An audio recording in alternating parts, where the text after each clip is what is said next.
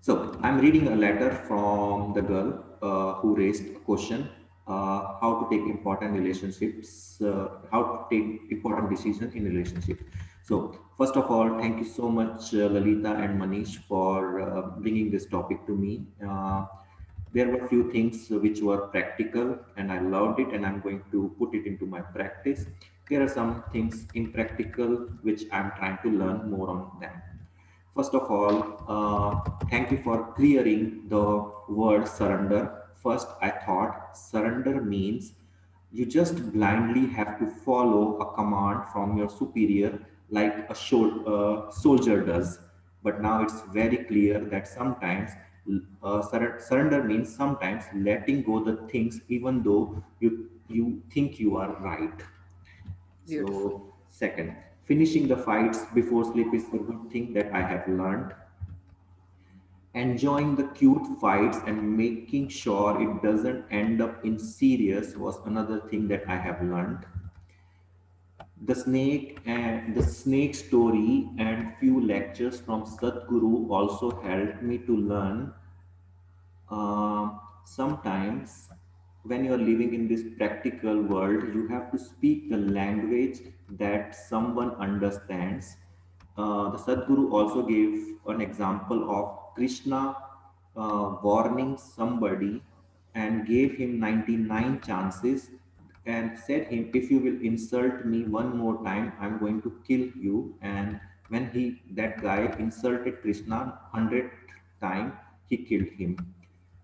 Swami Vivekanand also lifted a priest during a cruise when he was coming back to India from his collar and was very angry on him when they were making fun of spirituality.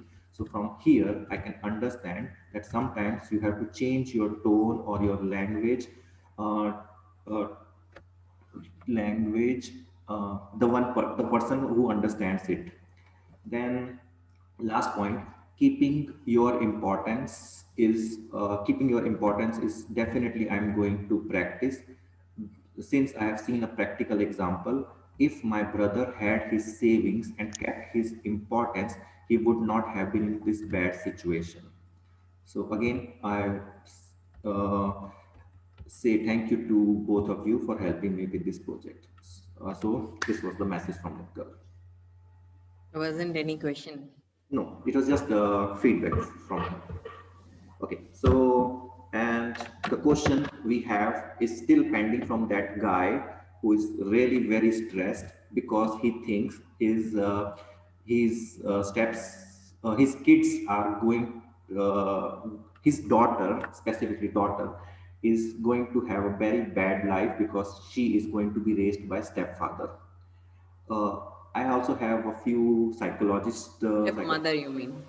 Yes, no, stepfather, because her Mm. girlfriend left her with the kid and moved with a new boyfriend. Oh, that way.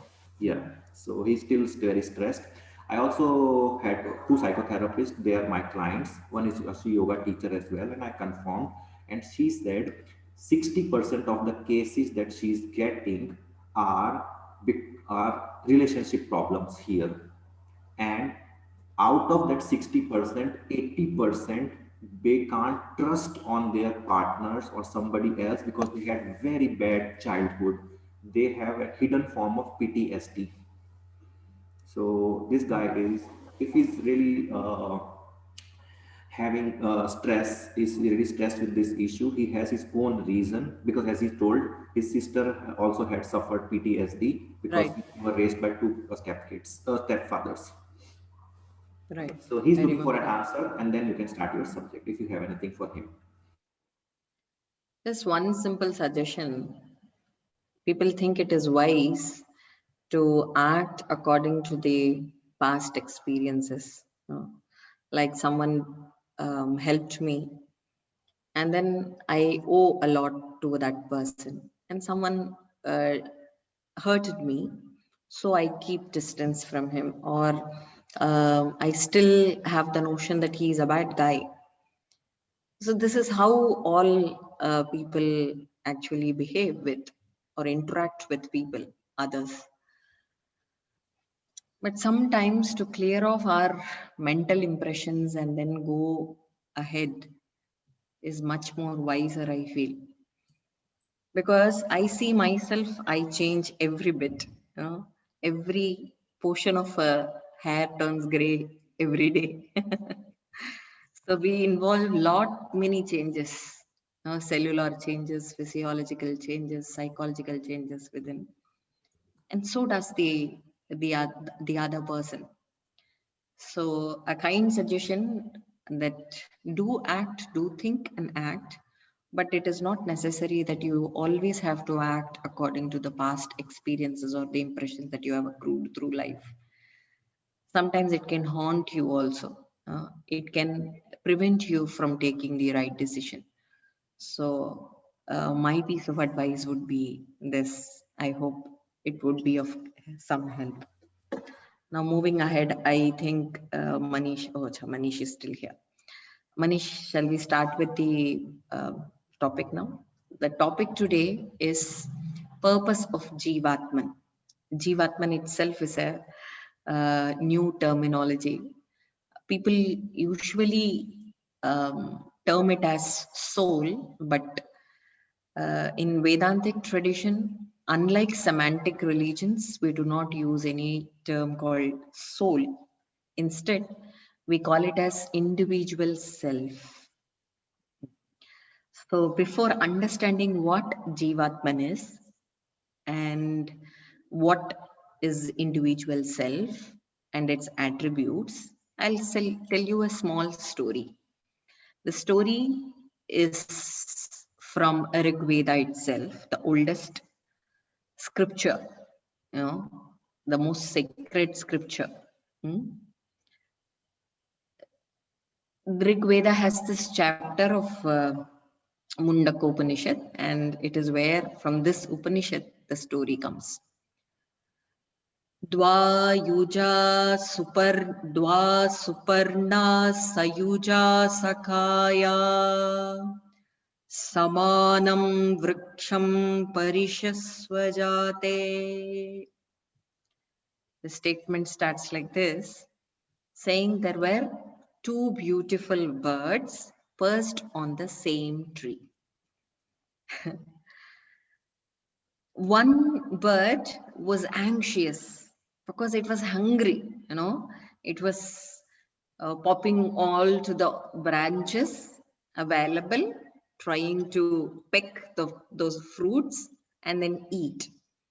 Even after having fruits, it looked very worrying.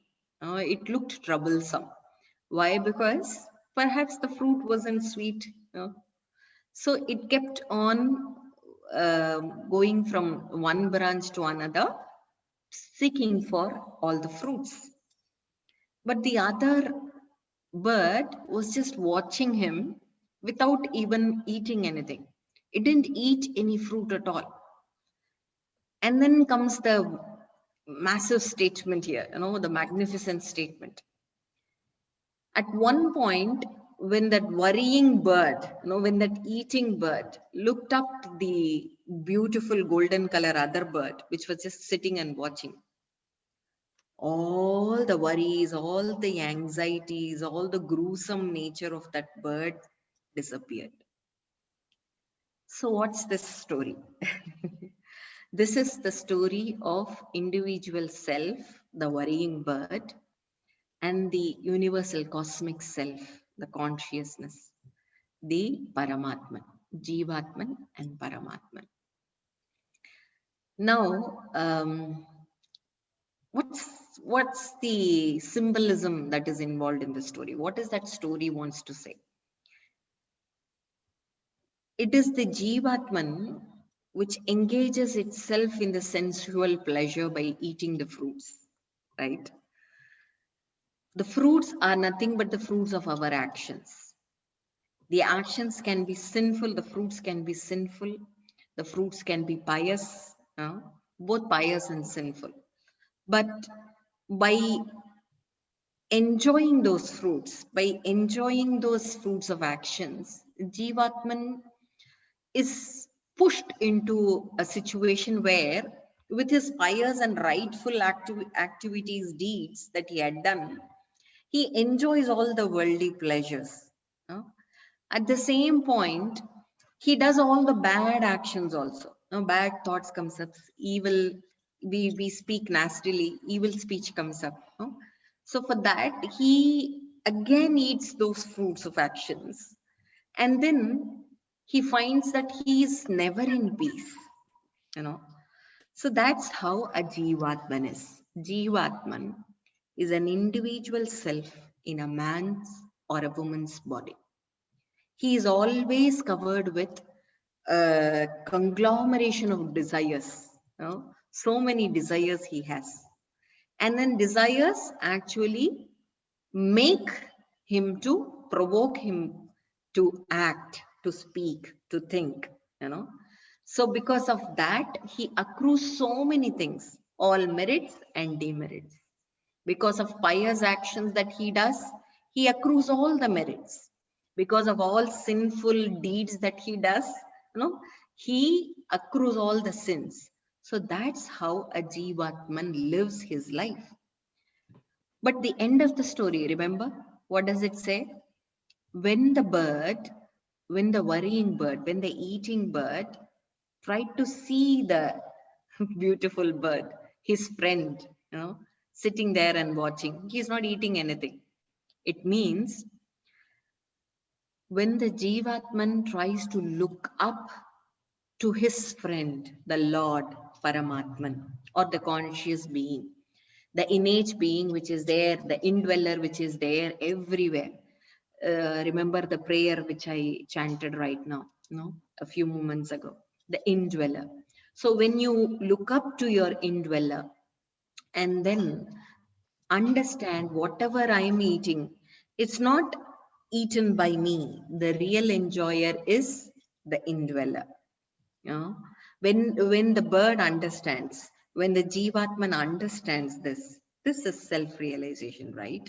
This is that self-knowledge, that it seems to be that Lalita is listening and Carolina is Lalita is speaking and Carolina is listening, but it is both Lalita is listening and speaking everywhere. Huh? It is both Carolina speaking and listening everywhere. So the innate being beneath Carolina, beneath Lalita is that conscious self. And we are all that. As a small example, again an analogy, parable that Ramakrishna Paramahamsa used to say. There was this beautiful drama where Ravana, the monster, you know, a man takes up the robe of the monster, you know, and then he gives the speech, all the dialogues that a monster speaks, you know, the Rakshasa speaks. And there was this another person, the good guy Rama. He takes the robe of Rama, you know, and then he pretends himself to be the good guy, the Rama. Okay, so there was this fight happening between Rama and Ravana, the human and the monster. What happened in due course of time? The person who robed himself as Ravana, the monster, thought him to be the Ravana himself, and then started to punch that good guy on his faces, beat him black and blue, you know. And then the whole story went off haywire. Actually, the drama has to end. The good guy has to beat the wrong guy. But it went so haywire because Ravana, the person who robed himself as Ravana, the person who robed himself as Ravana took himself to be Ravana, and then really he was doing the fight in reality. Why did this happen? Because we have identified ourselves with the part played by us. That person was just playing the role of Ravana. All his worries, ego, anger, jealousy came up only because he identified himself to the role that he played. You know? And this is the same mistake Jivatman does. We all do. We're all Jivatman, right? The individual self. Yulia has an individual self. Carolina has an individual. Manish has an individual self. Aurelia has an individual self. All these individual self put together is the cosmic self. The union of which is what yoga is defined as. No? Jivatman and Paramatman's union is yoga. Understanding that we are all that speck of energy. But why, what happened? Why did we forget? That separation and forgetfulness is called as Maya, ignorance, the veil that we have created. If Yulia wants sunshine in her room, she just have to push off that curtain, right? Sunshine is in already. The sun is there shining bright.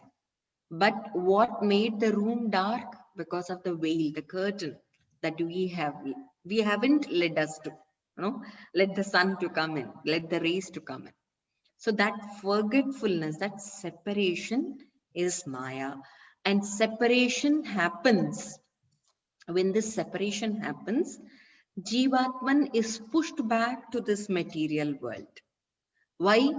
Because he has this accrued sins, he has this accrued merits in his knapsack behind. I used to say, we all carry a knapsack. This knapsack is what we carry through. We have so many incarnations. Not only Jesus Christ reincarnated, we also have so many reincarnations. Krishna says, Arjuna, you and me both have had many births. The problem with you is you don't realize even one. But I remember all of the incarnations that I had. Why? What made the difference? Self-knowledge made the difference. Union with that cosmic self made the difference.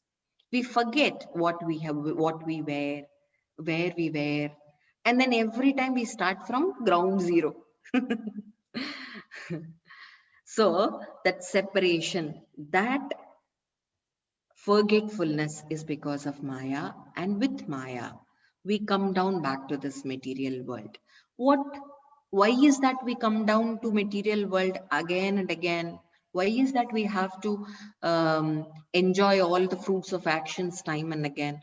Because this world is full of, Bhagavan Shri Krishna says, Janma, Mrityu, Jara, Vyadhi. Janma is birth, Mrityu is death, Jara is old age, Vyadhi is disease.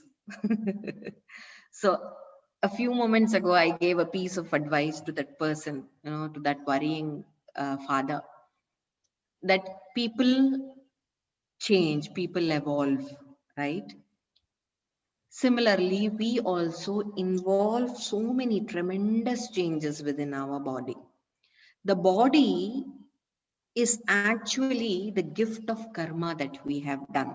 Karma is the fruit, the actions and the fruit of actions. If you have a resplendent body, if you have a healthy body, it is because of the good deeds that you have got. This body, which is nurtured by our parents, those parents are also being chosen by us. That's what Krishna says. You choose your house, you choose your parents because of the past karma that you have. If you if you chose Ambani to be your parents, the world's richest person, it means you have done a lot of good things in your life, and then you don't have to worry about petty financial issues anymore. And then if you are put into a yogi family where your parents are themselves yogi and yoginis, have that spiritual wealth within, then you are much more fortunate. You might be you might be in a poor house, but that spiritual rendition that you had in the previous lives had actually rendered you a beautiful gift, where you have chosen a better house, and then the sense of spirituality is in your genes. So coming, sorry, I have distracted myself. I have digressed myself. The separation between Jivatman and Paramatman is because of Maya. Now, what is Paramatman? And then we'll understand what is the purpose of Jivatman. What is Paramatman? Paramatman is the aspect of God Himself, Lord Himself. Who is Lord? There have been many definitions. The perfect definition which I find is the innate being in everyone, you know, even in the inanimate, even in the animate. You know, that indweller is the Lord, that conscious being, that awareness, that intelligence, you know, which you have within is the Lord. Okay. People call him as a person who creates, who maintains the entire universe. He regulates, and then he also destroys the entire world. But to me, I see Lord as a different person, where Lord is that consciousness which pervades everywhere, everything.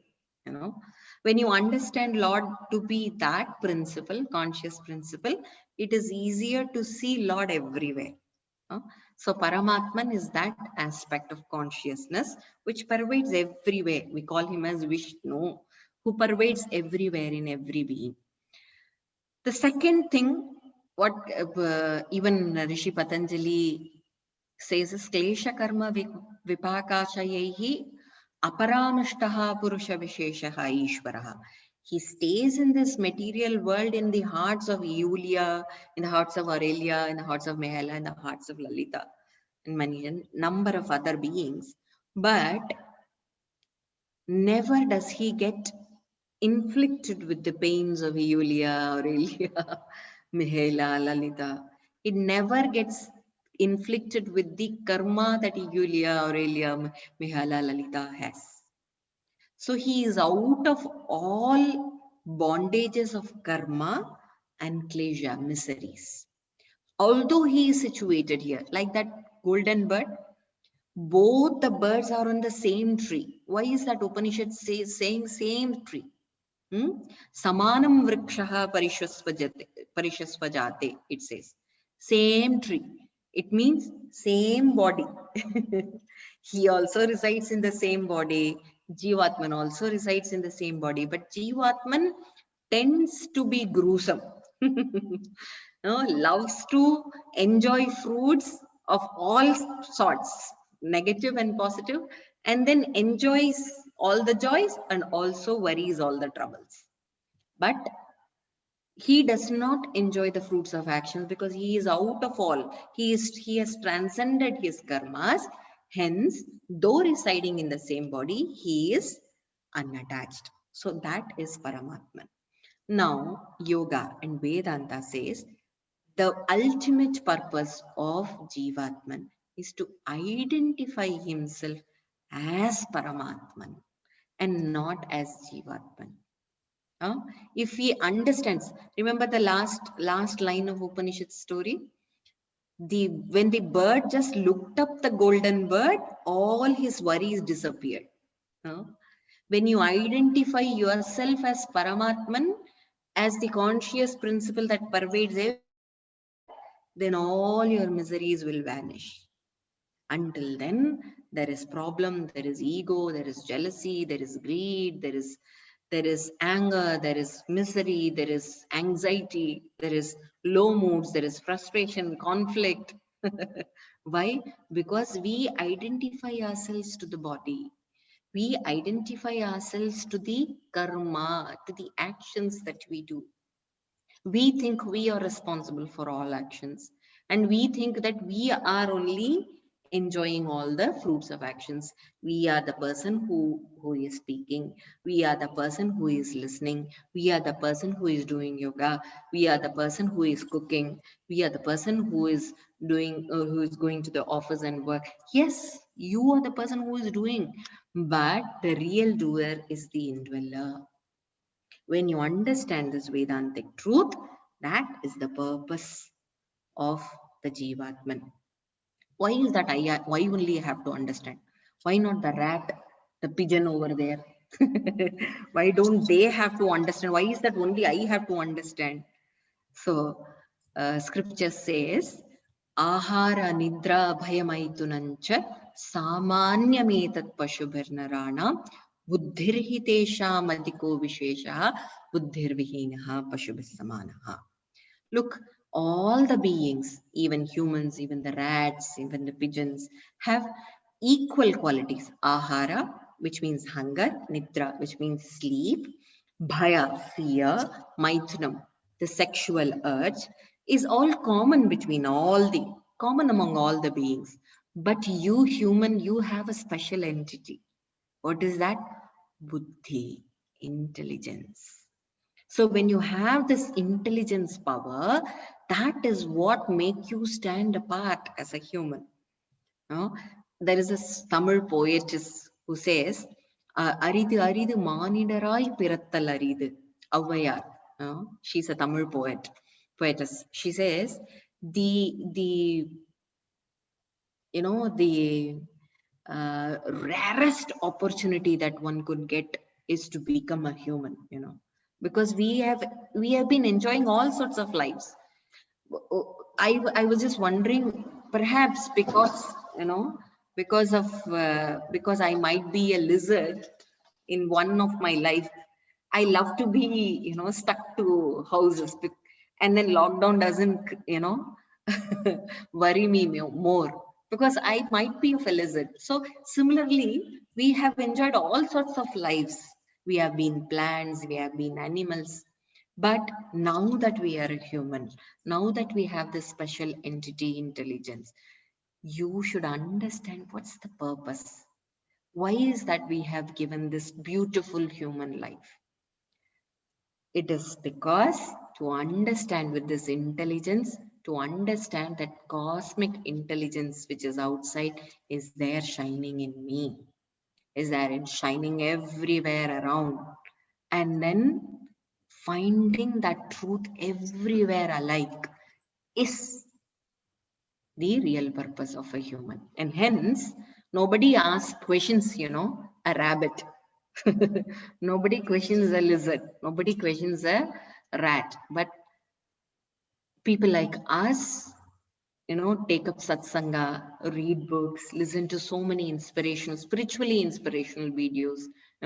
Manish was saying that girl had got so much of inputs from Sadhguru's discourses. So why are we having that urge? It is because of this intelligence. We are born with that intelligence. We are attracted slowly towards that beautiful principle, what we are in reality. Now, Jivatman, I think I have explained it much better.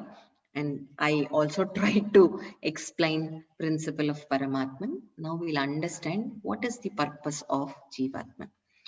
I have definitely told that realizing Paramatman is the ultimate objective.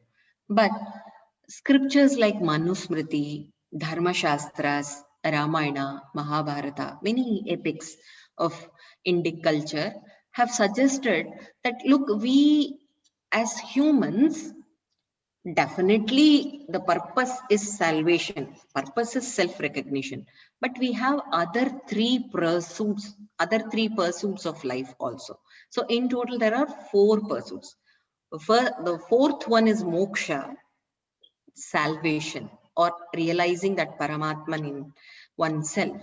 The other 3 I wanted to throw light upon, and then I'll finish my Vani here. This is called Purushartha Chatushtaya. What is Purushartha Chatushtaya? 4 pursuits of, or 4 pursuable objects of human life. What are they? They are basically objectives of human life, purpose of human life. The first one is dharma. The second one is artha. The third one is kama. And 4th one is moksha. As moksha is, very popular word. In every cafe you can find moksha. So moksha is actually salvation or self-recognition. realizing Paramatman everywhere. Oh, Ada. No worries. So we'll understand what the three are. Dharma is rightful living, righteous living. In a larger scale, if you understand what dharma is that cosmic law which will keep the entire cosmos, the entire universe from going chaotic, going chaos. So there is this order, the cosmic order. You know, what is this cosmic order? Why is that humans have to own that responsibility to bring in cosmic order? Not only humans and the interaction of humans with nature brings the cosmic order.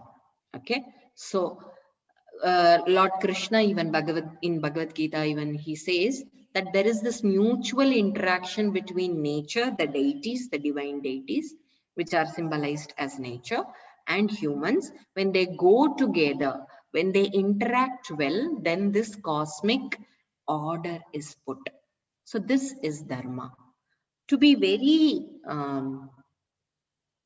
conspicuous, to be very clear, I have written down some things what we call as dharma. The first one, you can even write it down. Being conscious in your actions, words, and thoughts. The first thing. When you're conscious, there is no evil action, evil thought, evil speech occurring. When you're unaware, there are many crazy ideas coming up. When you're aware, then you think, oh, am I insane? Why should I think such things? Why should I think negative? Then you get that back. So dharma is being aware of all your actions. The second is having compassion and sensitivity to the needs of people around.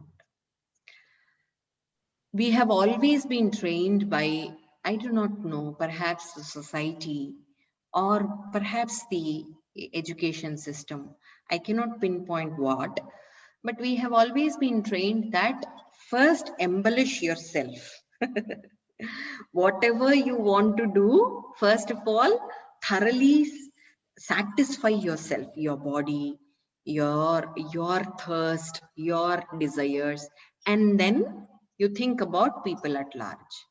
But Vedas or Vedanta or yoga even, the yoga and Vedanta are just the philosophies that are branched from Vedas. So Vedas themselves say, no, that should not happen. The first priority is to cater to the needs of people around. When people around are happy, you will definitely be happy. And that's how you see people who had, been doing well, doing successfully well in their professions, go for social work. And then they find that peace in social work. Why? Because the basic idea to keep us happy is to keep the people around us happy. So the second thing is having compassion, having sensitivity to the needs of others. The third one is being awake to the existence of divinity within. When we are aware of the divinity within, we will never go wrong. There would be always a guide, a helper, or the friend, the guru, the shaman, inside, always directing you. No, Yulia, you're wrong. You have to do this. You should pay attention to the inner voice. The inner voice of mind is always, mucky, dirty. But the inner voice of that resplendent being will always treat you high, keep you in good spirits, keep you in dharma, keep you healthy. Now, I was just wondering how Charaka Samhita, how the great Rishi of Ayurveda says, when you are going away from the path of dharma, then there is disease. He's not saying that when you smoke cigarettes, when you drink alcohol, or when your lifestyle habits are not proper, then you get disease. No, he says when you're just away from this rightful living, then you are in disease. Why? Because the first thing that hits is your psychic health. So to keep your psyche happy, to keep yourself blooming, blossoming with good hygiene, health, what the first thing that you have to, the first purpose of life is to keep yourself in dharma, in righteous living, in righteous being. So is it an order? First we have to be living right and then go for kama, then artha, and then moksha? No, there is no order. All four has to be in blended in your life. It has to be carried out together. Okay. The second purushartha is artha. Now people believe that being spiritual is being poor. But Veda says no, amass wealth. Artha is amassing wealth. You have to accrue all those material comforts necessary for you to live with ease. You want food, you have to buy food. So you have to make yourself successful enough to buy you food thrice a day. You want shelter, you have to be successful enough, amass wealth enough to put a shelter over your kids, over you, to proper shelter. And then good clothes, good hygiene, everything that is everything that is necessary for a life, for the very survival of life, you have to earn them. How do you earn them? Wealth is the only thing. So even Vedas prescribe that you have to earn wealth. But understand that this artha, the wealth, artha means wealth, has to enable a question inside you. What is that question? What do I see as truly valuable? There is this 10,000 bugs garment lying, which is very beautiful, attractive. Is this truly valuable to my life? Or there is this 10,000 rupees, education training program happening, which is very much essential for your profession, to carry out your profession. Which one to choose? So the grounds of creating wealth, the grounds of amassing wealth should be dharma. The foundation of artha and kama should be dharma. Artha is wealth, kama is desire. I'll come to that third part. So being poor is not at all suggested. You have to gain wealth, you have to be successful, but successful on the grounds of rightful living, successful on the grounds of rightful deeds. So the most important thing is worldly success should not violate moral responsibility of dharma and journey towards your inner self, moksha. Wealth should actually go for it, not against it. So you have to keep that in mind. Now, to choose the work is very, very difficult. A piece of work which gives you money. Can you do any piece of work for money? So there are certain prescriptions given by Vedas. No, you have to choose this work only. So what are those prescriptions? The work that you choose should be compatible to your nature. The work that you choose should be compatible to your capabilities. I can't go for, I can't become a model. I can't go for a catwalk on the ramp. It will never suit my capabilities, never suit my nature. But yes, Carolina can, with her beautiful flunks over. No? So the piece of work should suit your nature, should be according to your capabilities. Why? People can mint money in other piece of work. Hence, I would also go and do that piece of work and choose that as profession. Please don't go. That is crazy rat race. You'll never be peaceful if you're going to do that. And that's what everybody is doing. There are around millions of engineers in India doing nothing, jobless. Why? Because of the wrong choice of profession that they did, thinking that, oh, my uncle's son did well being an aeronautical engineer, so I will also become one. Doesn't prove anything, right? The second thing is work should serve society. As I keep on saying, when you have to be happy, you cannot disrupt the peace of people around and you can be happy. Never can that happen. If you have to be happy, the people around has to be happy. So you have to keep your society hale and healthy. And because you are one unit of it, you will also enjoy the happiness along with them. So choose that piece of work which serves society. If you do not choose any, I cannot think of any profession which cannot serve society. Every profession has this, agenda, has this avenue to serve society, and you should do that.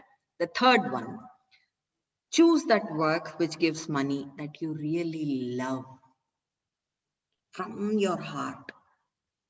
It will happen only when it matches with your frequencies of your nature, with your basic tendencies.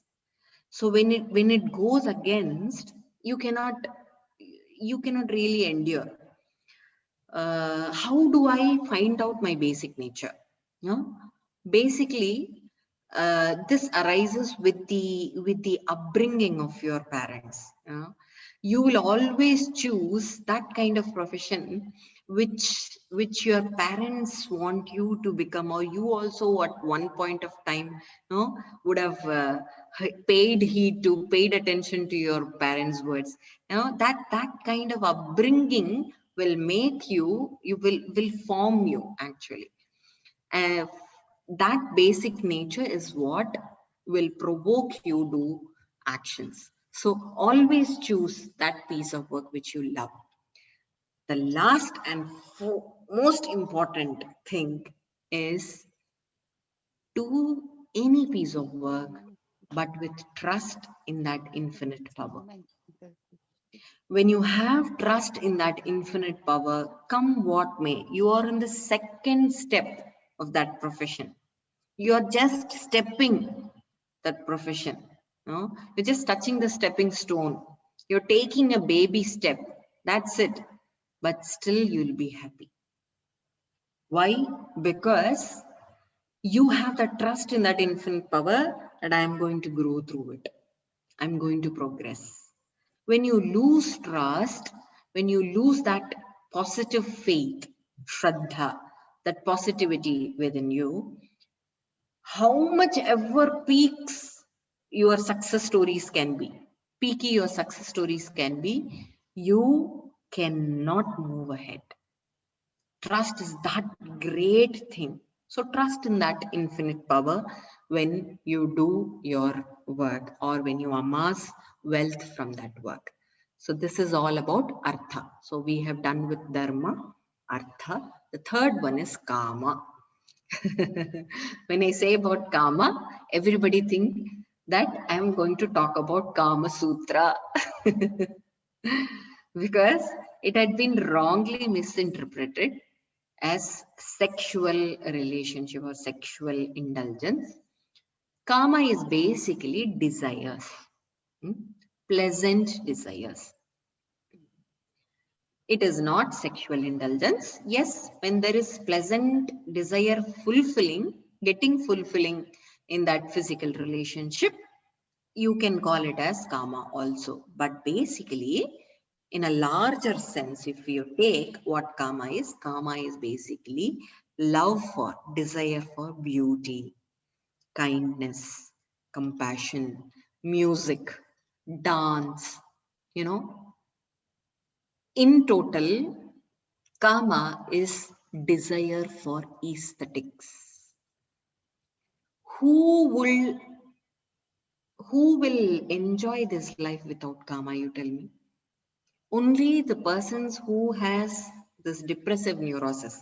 I'm going to take up a workshop on anxiety and depression. I'm self-advertising, Manish, sorry. Anxiety, depression and insomnia very, very soon, perhaps in the next month. So I'd be discussing certain areas where we'll also discuss about their pathological or physiological evidences and also the scriptural evidences of depressive neurosis. Who will go into depression? One who has lost this karma, one who has lost this love for aesthetics. Now, I've also seen many researchers. Is there any question or just a disturbance? Okay, so the love for aesthetic sense will make your quality of sleep being good. The love for aesthetic sense will actually help you live life better. I've seen many researchers saying that people who don't dance, who don't have, the love for music or singing or any musical instruments or anything for that matter, get Alzheimer's. And it is physiologically logical too, because the right brain is what is the symbol for aesthetic love, for the love for the aesthetics. So when you lose interest, then you lose the left brain functionings also, like memory. Dementia happens. So karma is that important. Hence, I'm giving so many examples, Love for aesthetics is very, very important. Enjoying those pleasures are very, very important. But this is a coin where it has head and tail both. Because like stress, certain amount of stress is very, very necessary for the basic survival. What happens when the optimal stress goes up? Then it becomes eustress or distress, right? So similarly, certain amount of karma, certain amount of pleasure is very, very necessary for the basic survival, for the just the enthusiastic factor in the life. But when excessive karma, when there is excessive desire, what will it become? What rupa, what form it will take? It will take the form of greed, loath, self-destructiveness, frustration, conflicts. So there should be balance in karma. Hence, I say the foundation of wealth, artha, the foundation of pleasant desire, karma, should be dharma. When you could grade every desire of yours to be right, then all desires can be fulfilled. Unlike Buddhism, unlike Buddha, desires is the root cause of all problems, he says. But Veda says no, desires can be there, but you should have a great hold on your desire. If you have a desire to be spiritually progressive, what's wrong in it? Even Rishi Patanjali says, Tivra Samveganam Asannaha. Rishi Patanjali says, one who has intense desire to grow spiritually well, to them Samadhi is very near. Self-realization is very near. Look, such vast difference between Buddhism and Vedanta. So, optimal amount of karma, pleasure, which is on the grounds of dharma, on the grounds of rightful living, is very, very essential. Otherwise, you will not feel happiness. Otherwise, it will become, a gruesome life. Stop all desires, Stop having ice creams. How can this life, how can you lead such life? Huh? Without ice creams in summers. So the problem is when you have more ice creams in corona situations, you might have a sore throat and a throat infection, then that would be wrong. So understand that analysis, that intelligence behind artha and kama is very, very essential. Upanishad says, Yad bhavaha tad bhavati. What you desire is your will. What your will is your deed. What your deed is your destiny. No? Even Swamiji says, if you think I'm a dog, I'm a dog, I'm a dog, I'm a dog, I'll become a dog. If you think I am Buddha, I am Buddha, I am Buddha, you'll become Buddha. No? So you have to desire to become a better person. No? So desire is very, very essential. But the only thing is, the only statutory warning, karma should be practiced with care, caution, and awareness. Karma should be practiced without any egoistic problems, without any worries. The problem is when you try to satisfy desire and when you don't, when you could not accomplish the desire, we end up worrying. Vedanta says no, desire, but don't end up worrisome. If you do not fulfill the desire, don't worry. It is still life, you still have a second opportunity. Go for it. The fourth one is moksha. And I have talked much about moksha. I've been talking about only this perhaps in all satsanga. So not much of moksha today, but I'll just say what moksha is. Purpose of this human life is desiring for moksha with rightful living throughout. So I have ended up with a statement including all the four, dharma, artha, kama and moksha. So that's how one has to be. That is the real purpose of Jivatman. I hope I have made my terms statements clear. If at all there are any questions, I welcome back, but Manish, perhaps next class. Yes. So thank you so very much for beautiful questions that you raise. Beautiful topics that you give. I think it is just not for saying sake I'm saying this, but really while I put my ideas together, put it down and then trying to elaborate upon, perhaps it gives more clarity to my own life, and you are all giving that clarity to my life. I do not know you by faces. I do not know who you are, what your hearts feel, but I thank you from the bottom of my heart that you are helping me out, and it is not the other way around, as you see. Thank you so very much. Thank you.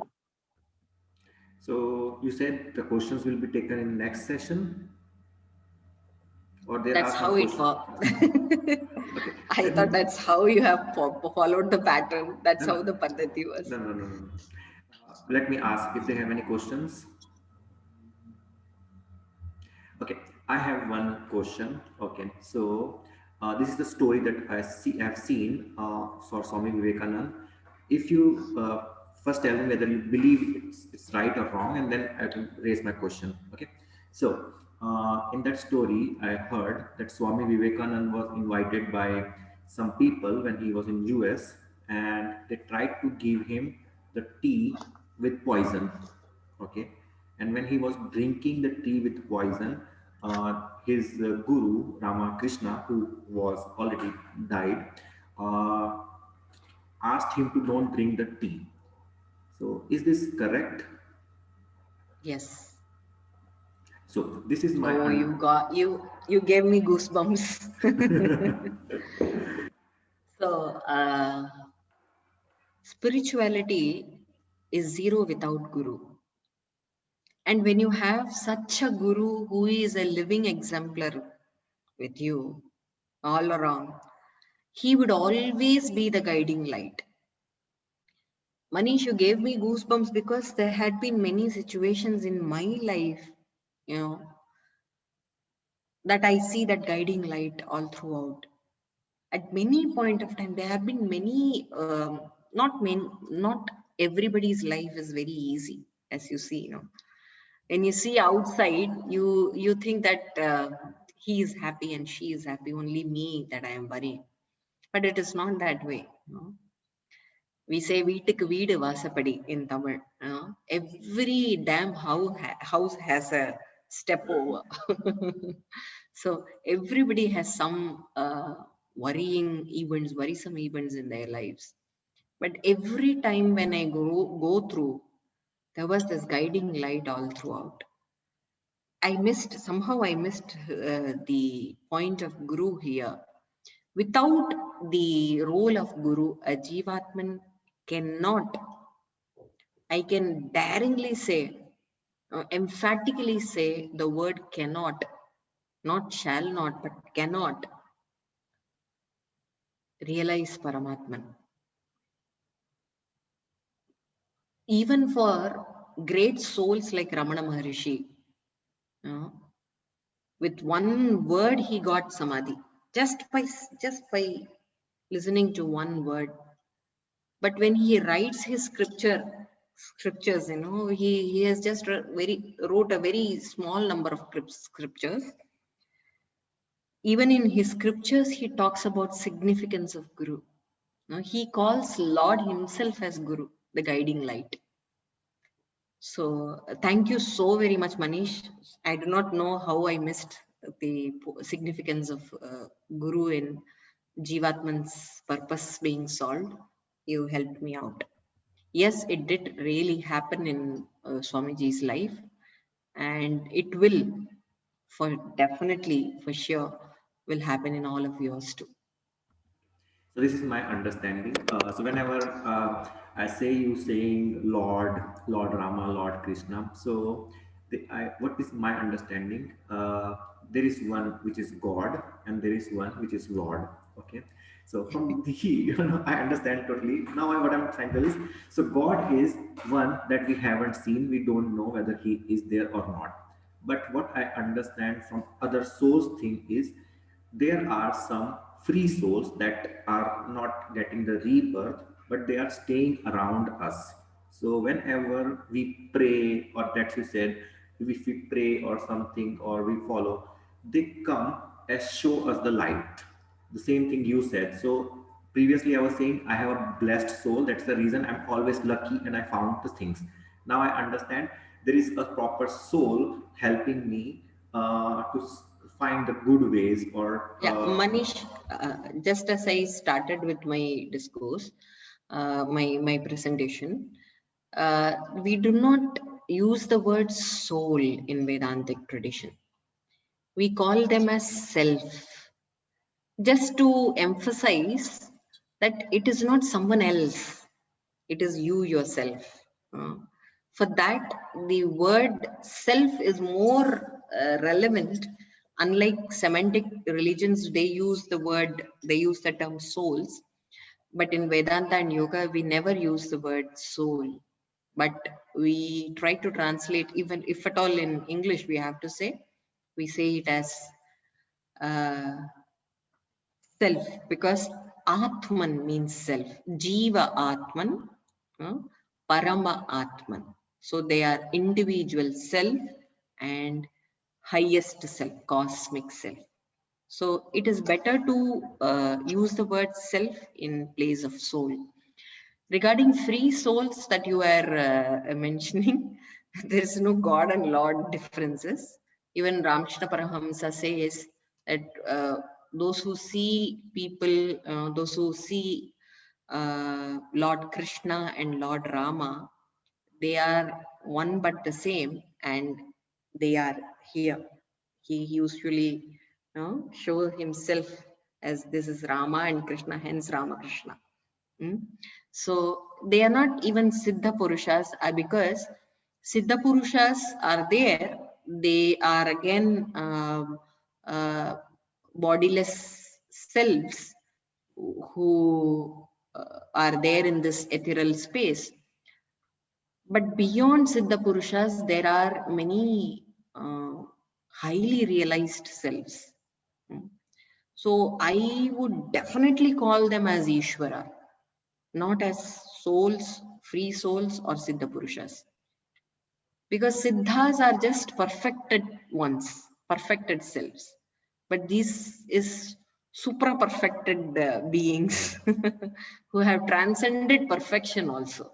They are ultimate beings. Hence, yes, Lord is very much there. God and Lord is no difference. So my understanding is Lord Rama was born as Mr. Rama, but the way he set the example, with the way he uh, carried out his life and made his soul free. Again, sorry, it will take some time. So made his soul free, and that's the reason we called him as an example, as a Lord. So even Krishna was born as Mr. Krishna, and then he gave this things to us, to the world about this knowledge, and now he has freed his soul and he has become Lord Krishna.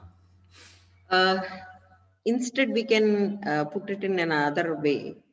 Rather than utilizing the word freeing the soul, because Ishvara, as I kept on defining according to Rishi Patanjali and Patanjali Yoga Sutras, never Ishvara is afflicted with any kind of births because he has no karmas. There is no karma for him. There is no klesha for him. Klesha karma vipakashayehi aparamrishtaha purusha. He had transcended all the fruits of actions and kleshas, miseries. We can say he reincarnated just like us. Just like Lalita reincarnated from a chipkali, from a lizard. Vishnu reincarnated himself as Krishna and Rama and served their purpose of living just by showing their life as examples. Charitrameva Vyakyati. Their life themselves has become stories or parables for us to look up to. So rather than utilizing freeing the souls for them, I can say reincarnating their own selves. I understood. So okay, fine. Anyone else has any questions? Okay, so we'll finish here, and then regarding next, okay, I will just take last 1 minute because I also have to rush. So a lot of clients comes to me and say my emotions are stuck in my hips, my so if I stretch my hamstrings better, I feel very good. I get a very good sleep. Okay, last time you recommended somebody to heat the shin to as a rehab of cancer. So, is there any correlation between stretching the muscles and the things? There's no emotions getting stuck up in the hips. It sounds very funny though, but still. No, okay. If no, okay. Like, Sorry to interrupt you. If there is a subject like this, I want you to give a lecture on this as a next topic. So, if you think there is something, please prepare a lecture. Otherwise, you can always I can come up with the next topic tomorrow. right, sure. Okay, so this will be the topic. I think Aura will love it because she can stretch muscles of some of clients and make them happy. I can rather talk upon which musculatures can be targeted for what kind of problems. Exactly. That was one of my question. Yes. So stretching the muscles. So I will find a topic heading and I will get back to you. Right. But the topic is this. Okay. Right. Okay. Then thank you so much for helping us as well, and see you next. Thank you, Aurelia. I couldn't mail you back, but definitely I got the crux of what you told. And later on, when I speak about Romania and its conception, I'd be very careful about it and keep please educating me because we talk on the platform being an Indian, being a South Indian, I should say, also very, very, very different scale. We need to understand whom we are talking to also. So I need your perception of how you see, how you see through the life. So your inputs are really helping me. Thank you, Aurelia. So I think that's that is it. We can leave. Manish has to leave, perhaps. Yes. Okay. Thank you so much. See you tomorrow. Thank you. See you next week. Thank you. Thank you. Bye. Thank you. Goodbye. Bye. Thank you.